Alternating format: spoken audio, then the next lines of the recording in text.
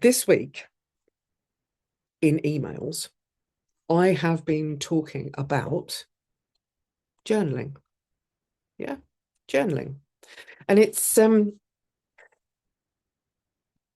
I'd like to think that what I've put out this week in my emails has been very much journaling for beginners. But the weird thing is that even if you're not a beginner, you'll probably have found it useful, which is why in the description of this video, I've got a link for you to sign up for the newsletter. I normally send about 3 emails a week at the most ish. Most of them, if not all of them, contain some value, something useful. None of them are long reads. If they are a long read, I'll probably put a long read warning in the first line, or maybe even in the subject. But this week in the emails, I've been talking about journaling, and I've created some journal prompts for reflection. Because of the time of year that we're in, a lot of people are reflecting over their last year. But the most useful thing about journaling or reflection, however you choose to do it, is you can reflect over the last week or month or quarter or a whole year, however you want to do it. Quite often when I'm or when I was teaching, like in terms of an intake, everybody doing the course and then everybody finishes together, which I don't do that anymore. I used to do reflection on the cohort to just sort of remind myself what went well, what didn't. So I've been using these questions or questions quite similar to them for several years, right? And it starts with creating 2 lists. The first one is a list of people, activities, or obligations, tasks, stuff you got to do, yeah, that fuel you, things that you enjoy doing, things that light you up. Yeah. And the other list is a list of things that drain you, or that feel negative, or that you want to give up, or just stop doing. Yeah. I have recently spoken to a friend of mine who has decided that this is the year that she's going to stop chewing her fingernails. And I've given her exactly the same method as I used myself, which is pick one nail at a time and say, right, you give permission, I can chew all of my other fingernails except for this one. And then it'll be except for this one and this one. And adding nails until you've got a whole hand. And then, anyway, it continues. So, fuel you and drain you. Those are your 2 headings for the first 2 questions. Then looking back on the period, yeah, whether it's a month or a year or a week or a cohort like I used to do, what have you learned? What have you learned about yourself? Yeah? And then going forward, what will you stop doing, start doing, continue doing? Yeah.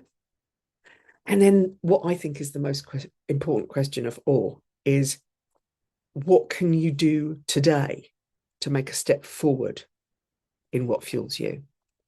Because while digital journaling has its place, I nearly always get clients in particular to use an actual pen and an actual piece of paper, because the science of journaling, yeah, the science of journaling with a pen is quite interesting. So the first thing is enhanced cognitive processing, what they call it, yeah. And the reason why we can slow down when we do it with a pen, yeah, is because handwriting inherently is slower than typing, generally. Yeah, I know that's a big generalization, but in this present digital age, near enough everybody has got their hands on a computer or on a phone at some point for hours every single day, and you're getting quicker. Yeah. So by picking up a pen and going back to that, what I call the analog experience, yeah, you're actually involving your brain and your body at the same time, because your brain cells sends motor signals to your hands to write. Your eyes then see the shapes and you kind of read what you're writing at the same time as you're writing it. So that slower pace encourages deeper reflection. and greater integration of thoughts and emotions and ideas that you might have while you're doing this. It also increases the level your brain is activated. Yeah. There's been studies out there that show that handwriting activates more areas of the brain because of the motor side, yeah, the writing side. Areas that they've picked out are motor skills, memory, language processing. All of these things are more active when you write than when you type. Yeah.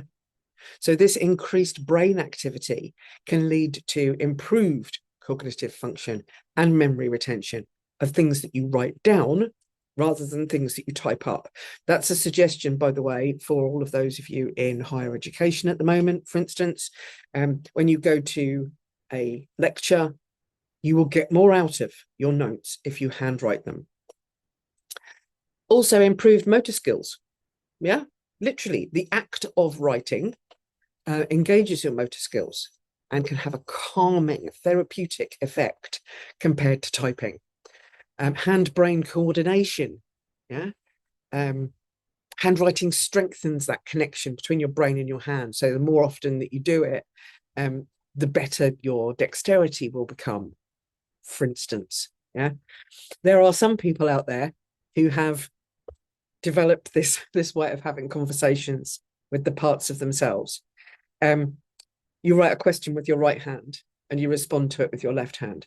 I mean, how many of you have noticed that when you write with your left hand, it looks like a child writing? I'm just going to drop that thought into your brain and leave it there. Yeah. Mindfulness. There's so much more mindfulness when you are writing, because that physical act of writing encourages you to stop and be more in the present moment, slows your mind. It helps that, what do we call it? That internal chatter. Yeah. You know, when you're typing away, yeah, you might have other thoughts going on, but when you're writing, you tend to be more focused on the words that are coming out of your pen. Less and less distraction as well. Paper and pen journaling minimizes distractions from like notifications or emails or other things that pop up on your computer screen. I mean, that just, that's a given, really. But you see, the thing about this analog experience that I'm promoting here is the emotional release, yeah, the catharsis, they call it. The act of physically writing down your emotions can get them out of your body in a much more real way and help release those pent-up feelings, because you can literally see them escaping the end of the pen. They're coming down your arm and into your hand and out of your pen and leaving you. Also, that tangible expression, seeing your thoughts and feelings expressed on paper, can provide accomplishment. And as you work your way through your journal, more and more of it is completed. I've got around here somewhere. Hang on, where is it? I don't know where it is. It's probably next to my big comfy chair, but I've got one of those 6-minute diary books. And as you go through it, you literally just spend 6 minutes in the morning, 6 minutes in the evening, and write your intentions for the day and how your day went at the end. It's all really structured. It's got questions and lines and bits to fill in. And as you do more and more of it, you get further and further through the book. That's what it means about that tangible record of your inner world, your inner journey, and how long that you've stuck with this thing, maybe as a habit. Yeah. Now, what else can I say about how fun journaling with a pen and paper is? Oh yeah, creativity.